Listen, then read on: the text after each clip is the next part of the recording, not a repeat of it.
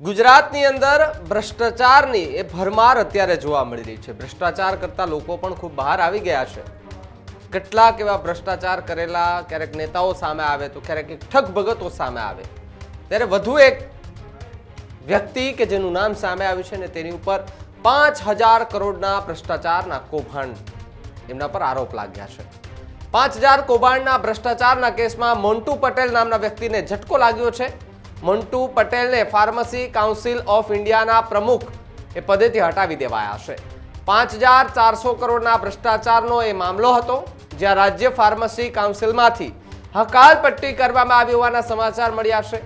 રાજ્ય સરકાર બાદ કેન્દ્ર સરકારે આ આદેશ આપ્યો હોવાની વાત સામે આવી રહી છે, તો બીજી તરફ સીબીઆઈ દ્વારા પણ મોન્ટુ પટેલના ઘરે તથા ઓફિસમાં દરોડા પાડવામાં આવ્યા હતા। ત્યાંથી અનેક મહત્વના દસ્તાવેજો પણ જપ્ત કરાયા હતા। કોલેજોને માન્યતા આપવાના બદલામાં લાંચ માંગવામાં આવતી હોવાના આરોપસર કાર્યવાહી કરવામાં આવી હોવાના સમાચાર મળી રહ્યા છે। નમસ્તે, આપ જોઈ રહ્યા છો ન્યૂઝ રૂમ અને આપની સાથે હું છું ભાવી।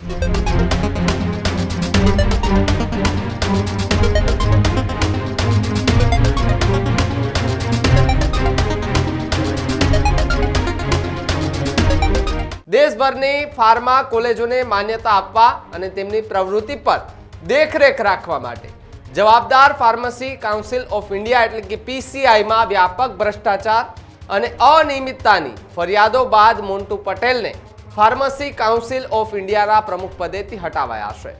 નાણાં લઈને મહારાષ્ટ્રમાં મેડિકલ કોલેજોને માન્યતા આપવાના આરોપ બાદ સીબીઆઈ દ્વારા ગાંધીનગરના ઝુંડાલ ગામે મોન્ટુ પટેલનું નામ સામે આવ્યું।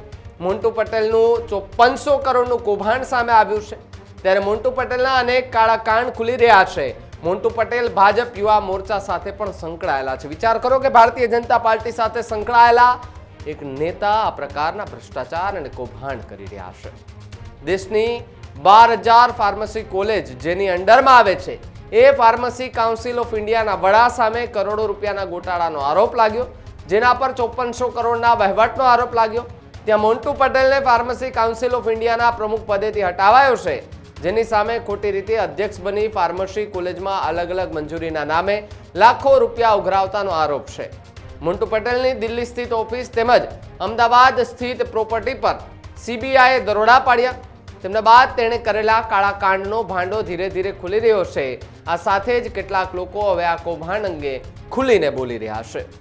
35 વર્ષીય મોન્ટુ કુમાર પટેલનો પીસીઆઈ પ્રમુખ બનવાનો ઉદય કોઈ ચમત્કારથી ઓછો નથી। એક સામાન્ય પરિવારમાંથી આવતા મોન્ટુ પટેલ છેલ્લા 3 વર્ષથી પીસીઆઈના પ્રમુખ છે।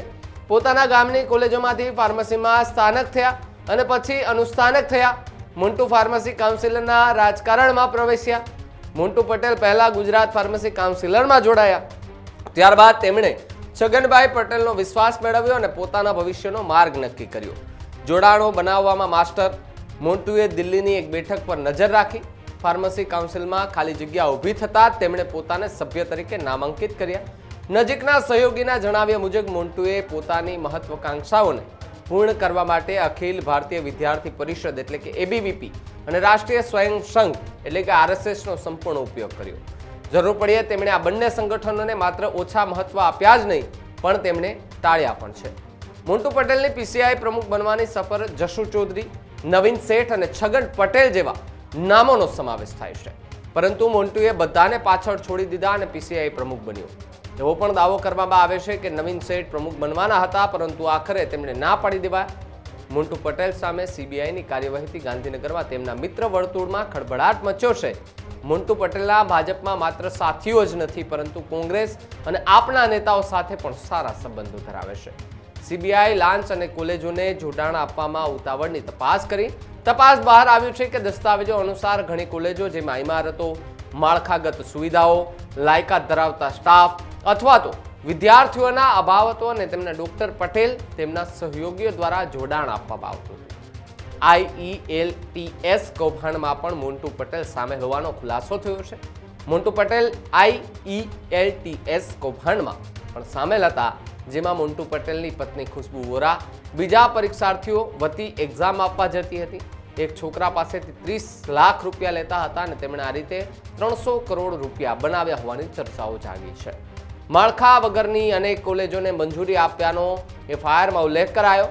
મોન્ટુ સામે કોલેજ દીઠ 20 થી 25 લાખ લીધાનો આક્ષેપ. મોન્ટુ પટેલે પ્રમુખની ચૂંટણી જીતવા રૂપિયા આપ્યા હોવા છતાં પણ એફઆઈઆરમાં આરોપ લગાડવામાં આવ્યો છે. સાથે જ એના પર કેટલાક અત્યારે આરોપો લાગી રહ્યા છે. ત્યારે જે 5000 કરોડના ભ્રષ્ટાચારના કેસમાં મોન્ટુ પટેલને સૌથી મોટો ઝટકો અત્યારે લાગ્યો હોવાની વાત જે છે તે સામે આવી રહી છે. તમે વિચાર કરો કે સત્તા પક્ષ સાથે જોડાયેલા કોઈ નેતા કે જે આ પ્રકારનું કૌભાંડ કરે છે, કરોડોનું ફુલેકું ફેરવી જતા રહે છે. હવે આગળ જોવાનું રહ્યું કે આમના પર કયા પ્રકારની કાર્યવાહી થઈ છે. જોકે એમને પ્રમુખ પદેથી તો હટાવી દેવામાં આવ્યા છે, પરંતુ કાયદાકીય શું પગલાં લેવાય છે સમય આવતા જ ખબર પડશે. બાકી GTPL 285 નંબર પર આપ જોતા રહેજો. અને આખી ઘટનાને તમે કેવી રીતે જોયો છો અમારા સોશિયલ મીડિયા પ્લેટફોર્મ પર જઈને કમેન્ટ બોક્સમાં ખાસ લખજો. મને આપો રજા. જોતા રહેજો ન્યૂઝ રૂમ ગુજરાત. નમસ્કાર.